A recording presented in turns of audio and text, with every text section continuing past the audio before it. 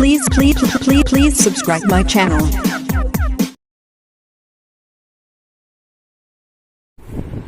नमस्कार भैया बहनों, आज हम कक्षा 10 का अध्याय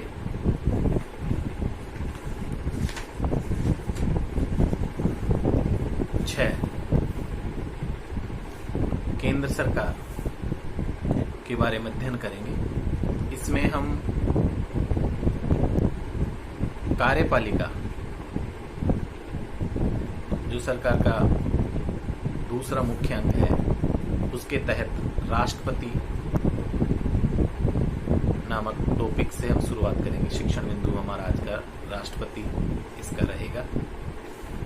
जैसा कि आप लोगों को पता है, हमने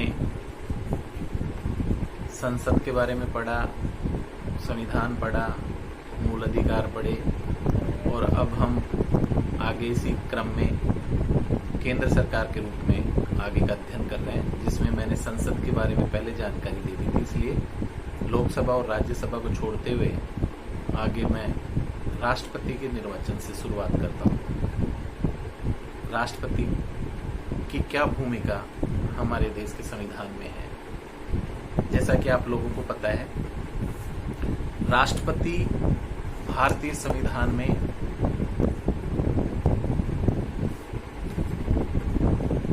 मुख्य भूमिका निर्वहन करता है।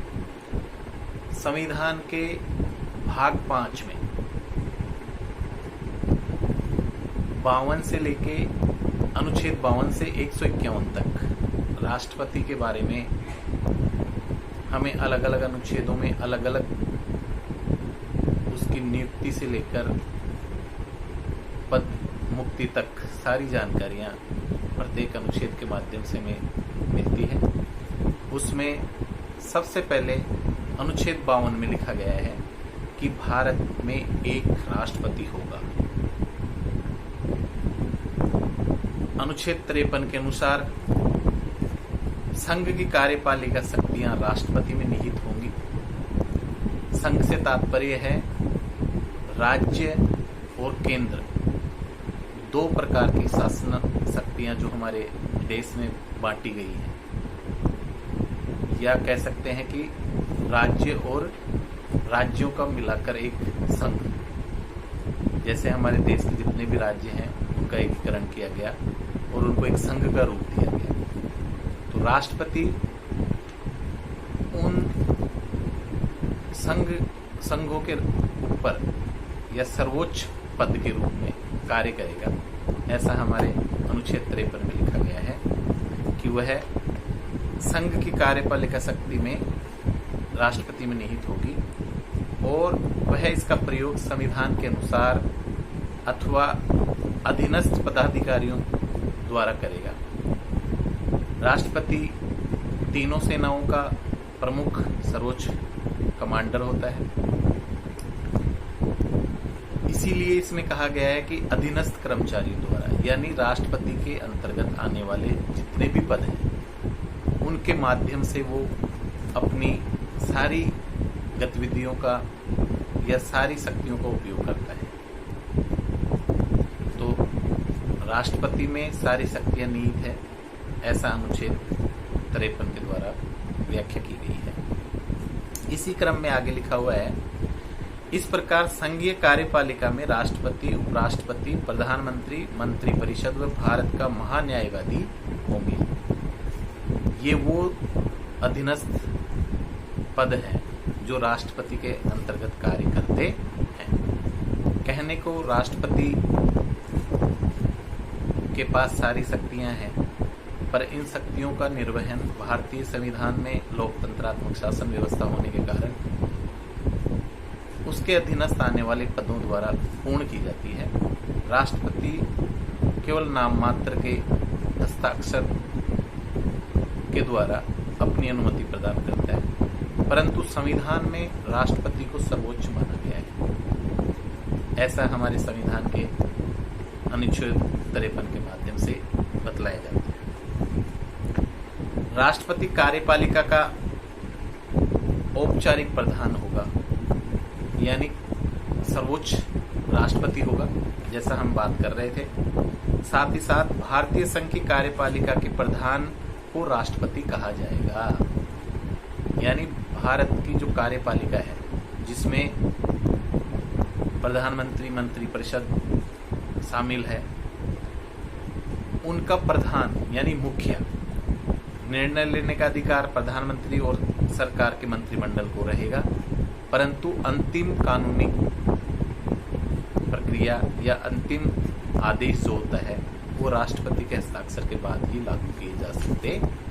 ऐसा इसके अंतर्गत हमें बताया जा रहा है। साथ ही साथ भारतीय संघ की कार्यपालिका के प्रधान को राष्ट्रपति कहा जाएगा। भारत में ब्रिटेन जैसी संसदात्मक व्यवस्था को अपनाया गया है। ब्रिटेन में जिस प्रकार की संसदात्मक शासन व्यवस्था है, वही शासन व्यवस्था भारत में अपनाई जा रही है, क्योंकि वहां पे भी लोकतंत्रात्मक शासन व्यवस्था है, हमारे यहाँ भी लोकतंत्रात्मक शासन व्यवस्था है।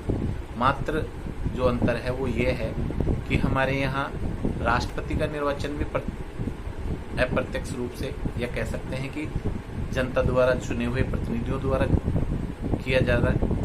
चुना जाता है, परंतु इंग्लैंड में जो सर्वोच्च पद है वो आज भी राजतंत्रात्मक शासन व्यवस्था के रूप में लागू है, और वहाँ की सर्वोच्च सत्ता वहाँ की महारानी के हाथों में है। बाकी लोकतंत्र द्वारा जैसे भारत में सरकार का निर्वाचन होता है, उसी प्रकार वहाँ की संसद भी जनता द्वारा निर्वाचित है। जैसा हमने पहले भी पढ़ा था कि सबसे प्राचीन संविधान, सबसे बड़ा लोकतंत्र भारत का है, पर प्राचीन संविधान और प्राचीन लोकतंत्रात्मक शासन पद्धति इंग्लैंड की रही है। आगे बढ़ते हुए हम पढ़ेंगे कि जिसके अंतर्गत कार्यपालिका का एक वैधानिक प्रधान होता है और दूसरा वास्तविक प्रधान होता है। राष्ट्रपति भारतीय संघ की कार्यपालिका का वैधानिक प्रधान है और भारतीय संघ में उसकी स्थिति ब्रिटिश सम्राट जैसी है। वैधानिक और कार्यपालिका दो रूप में यहाँ शासन अध्यक्ष के बारे में बताया गया है।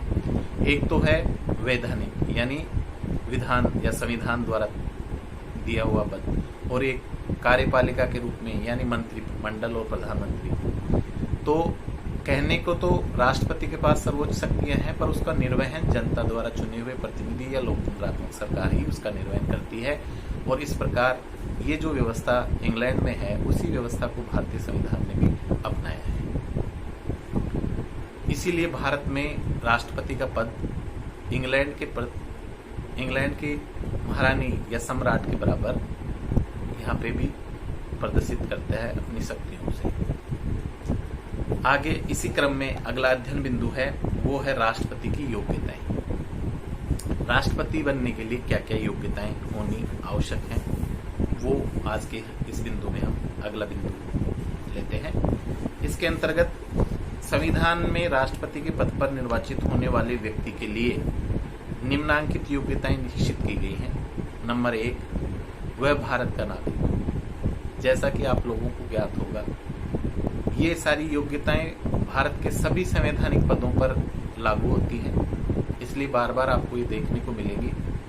और जिसमें पहली योग्यता जो है वो सभी पदों पर अनिवार्य रूप से लागू होती है कि वह भारत का नागरिक होना आवश्यक है। अगर वो भारत का नागरिक नहीं है तो वो भारत के किसी भी सर्वोच्च पद पर या किसी भी ऐसे पद पर आसीन नहीं हो सकता जो कि भारतीय संविधान द्वारा निर्मित है। इसलिए भारत का नागरिक होना अति आवश्यक है। नंबर 2, वह 35 वर्ष की आयु पूर्ण कर चुका हो। ये जो दूसरी आयु संबंधी योग्यता है, ये पदानुसार अलग अलग जगह पर अलग अलग हो सकती है। जैसे राष्ट्रपति के लिए 35 वर्ष है, लोकसभा, राज्यसभा या प्रधानमंत्री आदि इत्यादि पदों के लिए अन्य अपना भारत का सर्वोच्च न्यायाधीश, या कह सकते हैं कि जो हमारा मुख्य न्यायाधीश है, उसके लिए ये अलग अलग हो सकती हैं। पर कुछ योग्यताएं जो नियमित या समान है वो भी इनमें है। जैसे भारत का नागरिक होना चाहिए। नंबर 2 पे है वह 35 वर्ष की आयु पूरी कर चुका हो। साथ ही साथ वह लोकसभा का सदस्य निर्वाचित होने की योग्यता रखता हो। यानी जो लोकसभा के पद के लिए जो योग्यताएं हमारे संविधान में अंकित हैं, उन योग्यताओं को वो पूरा करता हो। पागल नहीं होना चाहिए, किसी सरकारी पद पे नहीं होना चाहिए, वेतनभोगी पद, जो जैसे सरकारी पद से तात्पर्य है वेतन वाले पद पे नहीं रहा हो, या हम कह सकते हैं कि उसमें वो सभी काबिलियत होनी चाहिए जो हमारी संसद के दोनों सदनों को अनिवार्य रूप से जरूरी होती है। इसके अतिरिक्त ऐसा कोई भी व्यक्ति जो भारत सरकार, राज्य सरकार या किसी स्थानीय सरकार के अंतर्गत पदाधिकारी हो या लाभ का पद धारण किए हो, राष्ट्रपति का उम्मीदवार नहीं हो सकता। राष्ट्रपति भारतीय संसद अथवा राज्यों के विधानमंडल के किसी सदन का सदस्य नहीं होगा। यानी वो केवल सरकारी पद पे ही नहीं, किसी भी विधानमंडल या विधानसभा किसी भी पद पर वो आसीन नहीं हो सकता। ये सारी योग्यताएं राष्ट्रपति के पद के लिए अनिवार्य हैं। इसी क्रम में आगे हम अगला जो अध्ययन बिंदु होगा हमारा आगे की कक्षा में उसके ऊपर चर्चा करेंगे। जब तक आप लोगों से आशा है कि आप नियमित अपनी कक्षाएं लेते रहें और अपनी किताबें जल्द ही आप, क्योंकि धीरे धीरे सरकार के आदेशानुसार धीरे धीरे दुकानें खुलनी शुरू हो चुकी हैं।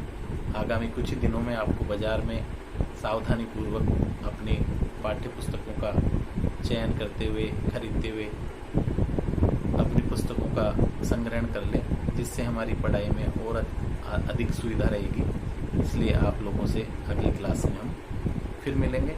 धन्यवाद। जय हिंद।